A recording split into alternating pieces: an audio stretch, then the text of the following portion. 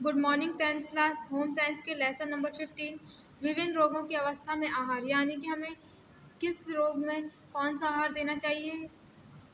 इसमें आज हम समझेंगे रोगी की दशा में आहार के पोषक तत्वों में परिवर्तन। यदि कोई व्यक्ति को कोई रोग हो जाता है तो हमें उस रोग के हिसाब से ही उसे आहार देना चाहिए और हमें उसके किन पोषक तत्वों में परिवर्तन करना चाहिए ये हम समझेंगे।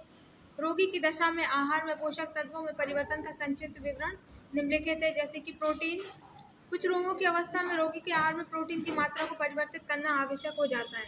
कुछ रोगों की दशा में रोगी को सामान्य से कम प्रोटीन आहार एवं कुछ दशाओं में प्रोटीन रहित आहार का ही सुझाव दिया जाता है।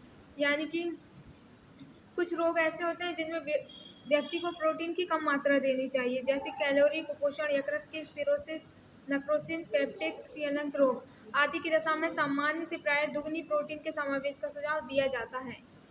विटामिन, कुछ रोग विटामिन की कमी के कारण होते हैं, यानी कि जो रोग हमें विटामिन की कमी के कारण हुए तो डॉक्टर हमें ऐसे आहार लेने की सलाह देगा जिससे हमें वो विटामिन प्राप्त हों। और कभी कभी तो डॉक्टर्स हमें मल्टीविटामिन की टैबलेट भी दे देते हैं। थर्ड है हमारा वसा। रोग की अवस्था में व्यक्ति के आहार में वसा की मात्रा को परिवर्तित करना आवश्यक होता है। यदि अल्प पोषण की स्थिति उत्पन्न हो गई हो तो व्यक्ति को सामान्य से अधिक वसायुक्त आहार दिया जाता है। इसके विपरीत वसा के अपच से यकृत की बीमारी और कुपोषण की स्थिति में व्यक्ति के आहार में सामान्य से कम वसा का समावेश किया जाता है या वसा का समावेश किया ही नहीं जाता। यानी कि यदि व्यक्ति को अपच हो गई है, उसकी यकृत में, इसकी लीवर में प्रॉब्लम हो रही है तो डॉक्टर उसे ऐसे आहार की सलाह देता है जिससे उसे कम से कम वसा प्राप्त हो। कार्बोहाइड्रेट। रोग की अवस्था में रोगी के आहार में कार्बोहाइड्रेट की मात्रा को प्रायः परिवर्तित करना पड़ता है, जैसे कि कुछ रोगों में पोषक तत्व की मात्रा सामान्य से कम कर दी जाती है एवं कुछ रोगों में बढ़ा दी जाती है। उदाहरण के लिए मधुमेह के रोगियों के आहार में कार्बोहाइड्रेट की मात्रा सामान्य से बहुत कम कर दी जाती है। यानी कि किसी को मधुमेह, जिससे कि हम डायबिटीज बोलते हैं, रोग हो गया है तो डॉक्टर उसे सलाह देगा कि उसे कार्बोहाइड्रेट कम से कम मात्रा में दिया जाए।